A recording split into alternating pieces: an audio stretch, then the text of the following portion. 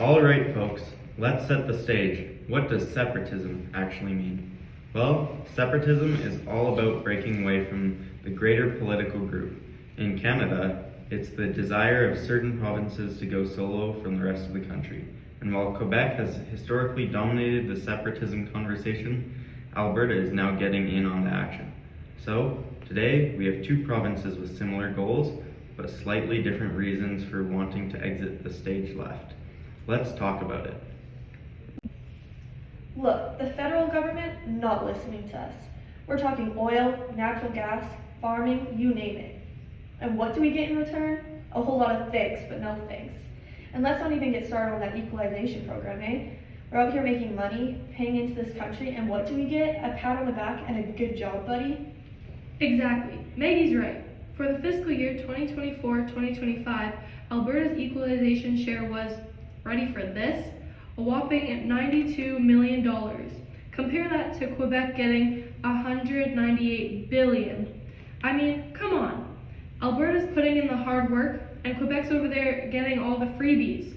Wait a minute, hold on. Who's paying for the entire country's infrastructure, education, and healthcare, huh? If we separated, it's not like we'd be bailing out everyone else.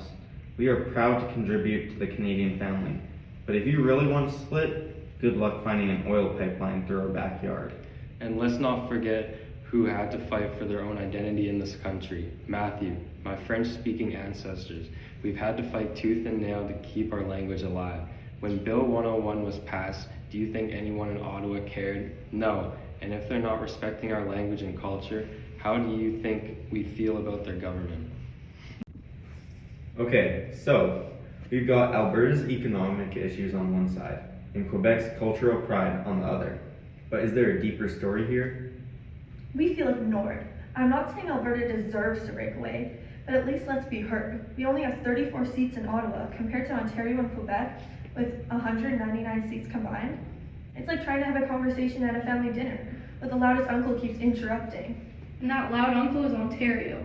And don't even get me started on those back and forth government decisions that make us feel like we're just an afterthought. We've been trying to push for a fair deal for years, but we're still getting blamed for every oil spill and frackling disaster, while we're literally supporting the entire economy. Ah, yes. But what do we have to show for it? Let's talk about the cultural preservation, eh? For us, it's about identity, something you can't put a price tag on. Quebec's distinct society isn't just nice to have. It's our heritage. It's our pride. We're the last bastion of French culture in the sea of English speakers. Can you blame us for wanting to hold on to that? And that's why Quebec has always pushed for autonomy. From the Quiet Revolution to the Clarity Act, we want to make sure that when it comes to matters of culture and language, we call the shots, not Ottawa. US. Alright, we all know that both Alberta and Quebec have held referendums before. But were they really serious about leaving?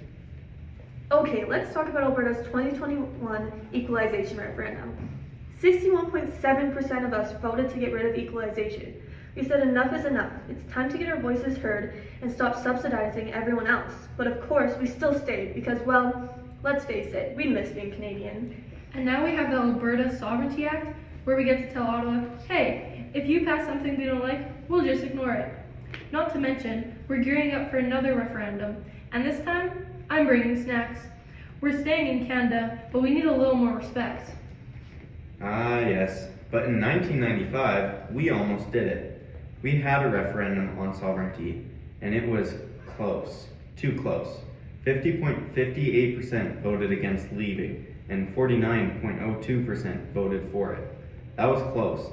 It's just that we're not going to do this half-hearted. If we're leaving, we're serious about it. Exactly. And then the Clarity Act was passed to make sure if we try again, it's going to be clear. None of this maybe, maybe not stuff. So Alberta, just remember, if you're going to do it, you're going to have to do it right. No half-baked sovereignty nonsense. So, let's talk money. The real reason behind a lot of this separation talk. What would separating do to the economy of these two provinces?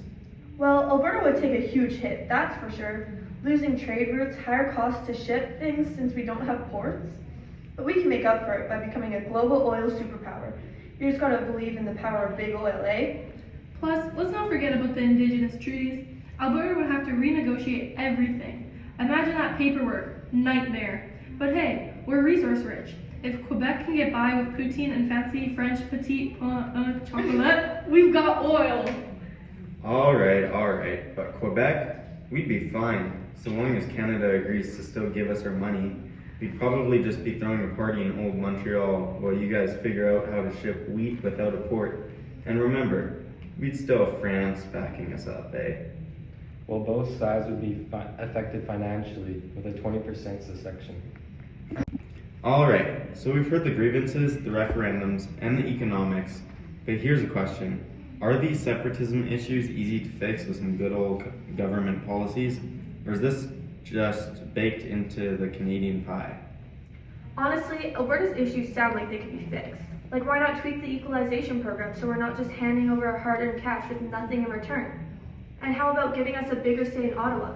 34 seats just doesn't cut it when Ontario and Quebec have 199 between them. It's like trying to yell over a rock concert with a whistle. Exactly. If the federal government listened more, respected our input, and adjusted the money sharing so that Alberta kept more of its earnings, I bet the separatism talk would quiet down. It's not rocket science, it's just fairness. Now Quebec's issues, that's more complicated. Culture, language, history, those aren't things you can just fix with a policy memo. Sure, Bill 101 helps keep French alive here, but it's more about respect for our identity, not just rules on paper. That kind of thing takes time, understanding, and commitment.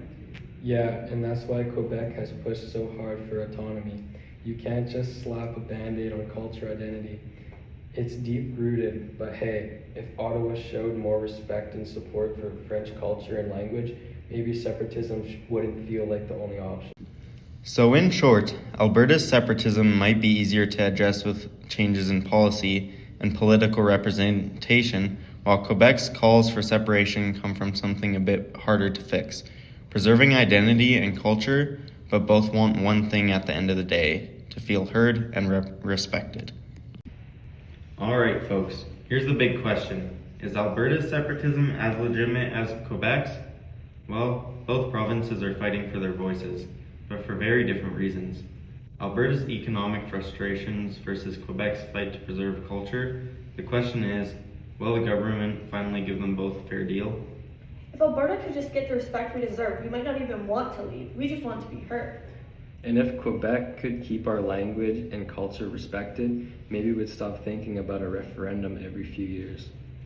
Well folks, whether it's Alberta's oil or Quebec's poutine, it seems we all have something to fight for. But maybe the solution isn't separatism. Maybe, just maybe, we can find a middle ground, because no one wants a family breakup.